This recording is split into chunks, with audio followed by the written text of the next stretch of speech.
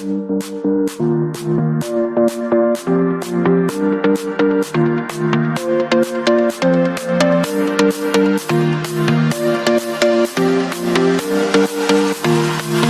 sahabat Persada, saya Dr. Laurencia, Imam Monika, spesialis anak di Persada Hospital.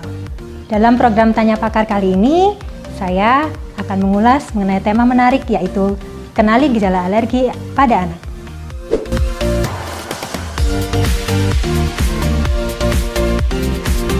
Alergi adalah suatu reaksi atau respon berlebihan terhadap suatu alergen, di mana mekanismenya bisa mengenai hampir seluruh bagian tubuh.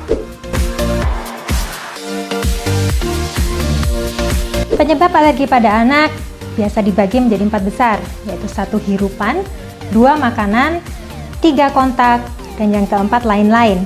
Untuk hirupan antara lain sering kita temui anak-anak dengan alergi debu, alergi terhadap bau parfum, alergi terhadap serbuk sari, serbuk bunga, dan juga asap rokok. Untuk makanan sering kita temui anak-anak dengan alergi makanan seafood, susu sapi, telur, kacang tanah, dan lain-lain.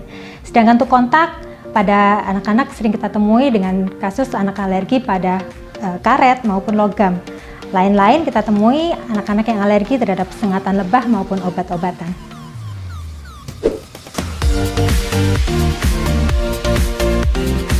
Kapan kita tahu anak kita menderita alergi atau tidak? 1. Biasanya anak alergi kita dapatkan adanya riwayat alergi juga pada keluarga, apakah orang tua, kakek nenek, ataupun kakak atau adiknya. Dan yang kedua, rata-rata kita juga akan mendapatkan gejala yang bisa mengenai di gejala saluran nafas, saluran cerna, maupun kulit. Pada saluran nafas sering kita dapatkan anak dengan batuk lama atau berulang, atau hidung yang selalu berair, atau mata gatal, dan juga tenggorokan terasa menyempit dan untuk bernafas jadi pendek-pendek. Sedangkan di saluran cerna kita sering dapatkan gejala mual, muntah, kram perut, maupun diare. Di kulit kita sering dapatkan gejala kemerahan atau ruam dan juga bengkak seperti yang sering kita dapatkan pada kasus yang kita sebut biduran.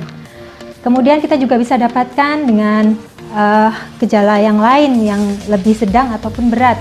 Misalnya pada kasus-kasus yang kita sebut sebagai asma, di mana pada asma ini kita dapatkan gejala anak tersebut batuk, sesak, kemudian nafasnya berbunyi ngik-ngik, dan yang terakhir nafas terasa berat. Dan yang terakhir yaitu pada kasus yang lebih berat dan lebih rentan untuk menyebabkan kematian, yaitu pada kasus syok anafilaksis. Pada kasus ini kita dapatkan anak anyep, kemudian didapatkan manifestasi alergi yang sudah saya jelaskan tadi, bahkan hingga penurunan kesadaran.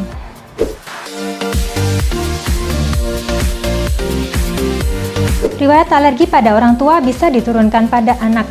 Rata-rata pasien-pasien anak dengan alergi memiliki riwayat keluarga dengan alergi juga.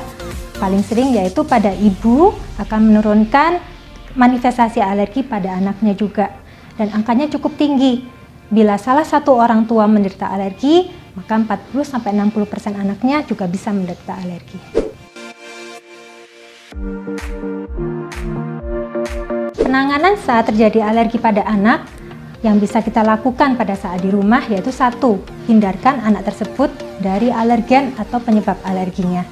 Kemudian yang kedua, juga bisa diberikan anti alergi atau antihistamin. Namun sebaiknya tentu obat-obatan ini dikonsultasikan terlebih dahulu kepada ahlinya. Pengobatan yang tepat untuk alergi tergantung manifestasinya berada di sistem organ yang mana. Jadi memang sebaiknya dikonsultasikan terlebih dahulu terhadap ahlinya. Namun kapan sih kita harus datang ke dokter? 1. Apabila gejalanya terus berlanjut. 2. Apabila disertai dengan gejala yang lain. Dan 3. Apabila sudah mulai mengganggu aktivitas sehari-hari.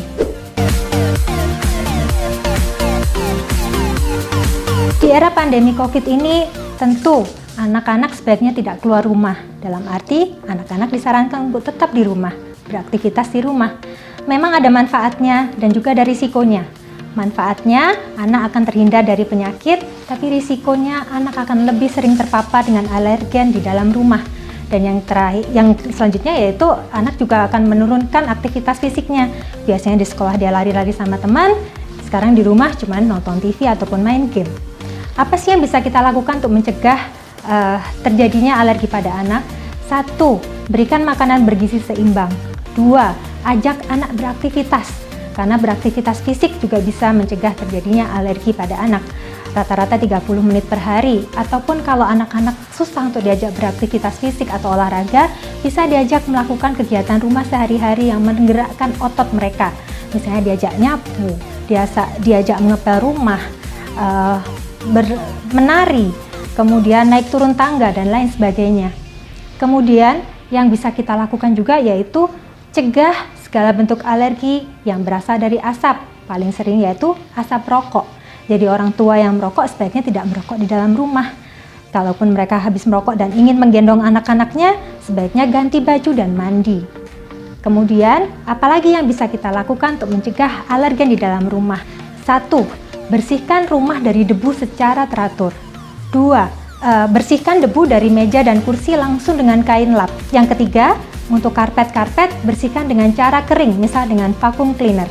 Yang keempat, bisa dibersihkan gorden, kemudian karpet, sofa, dan sebagainya, bersihkan juga dengan vacuum cleaner. Yang kelima, keringkan baju, tidak dengan cara menjemur. Yang keenam adalah gunakan masker pada saat membersihkan maupun mencuci baju. Yang ketujuh, hindari penggunaan deterjen dengan parfum. Yang kedelapan, selalu rutin bersihkan gorden-gorden shower. Ventilasi udara rumah juga harus lancar, jadi rutin buka jendela maupun pintu.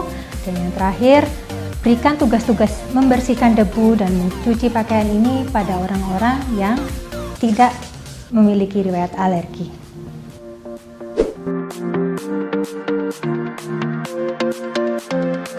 Pada kasus anak dengan alergi susu sapi, pengganti susu sapinya ini bisa menggantikan kebutuhan gizi dari anak tersebut, karena kandungannya dirubah hanyalah protein susu sapinya saja. Namun kandungan yang lain rata-rata sudah disesuaikan dengan kebutuhan gizi anak.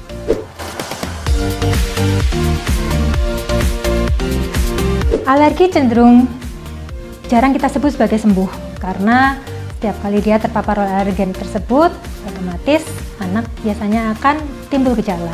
Namun pada masa tertentu mungkin bisa diperbaiki dengan usia. Pada kasus-kasus alergi debu rumah, dia akan mengalami suatu kondisi yang dinamakan dengan toleransi. Jadi di mana dia sudah mulai toleransi dengan alergen-alergen tersebut, sehingga pada saat dia terpapar dengan alergen tersebut, kita sebut sebagai toleran atau lebih tahan. Apabila kita curiga anak kita mengalami suatu kondisi alergi, apa sih yang bisa kita lakukan? 1. Tolong ya Mams, sahabat Persada, jangan lakukan self-diagnose. Selalu konfirmasi terlebih dahulu apakah benar anak kita mengalami alergi, menderita alergi atau yang lain. Jadi sebaiknya konsultasikan terlebih dahulu kepada ahlinya. Kemudian yang kedua, apabila sudah ditetapkan mengalami suatu alergi, maka kita cari tahu alerginya atau alergennya apa. Saat ini sudah banyak sekali instrumen-instrumen dan juga metode-metode yang bisa dilakukan untuk mengetahui anak kita alerginya terhadap apa. Dan yang terakhir, apabila sudah jelas alergennya apa, hindarkan terhadap alergen tersebut. Bisa disiapkan obat-obatan yang aman diberikan sendiri di rumah, namun konsultasikan terlebih dahulu kepada ahlinya. Dan yang terakhir, jangan menyerah Mams. Kami tahu bahwa kondisi ini adalah kondisi yang bisa hilang timbul dalam jangka waktu yang lama. Namun, kita anggap saja bahwa itu adalah suatu bagian dari anak kita.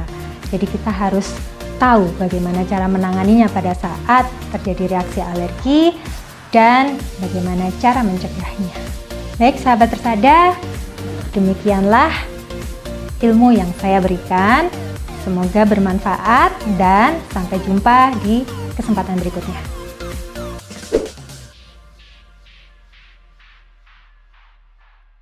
Persada Hospital, first choice of healthcare.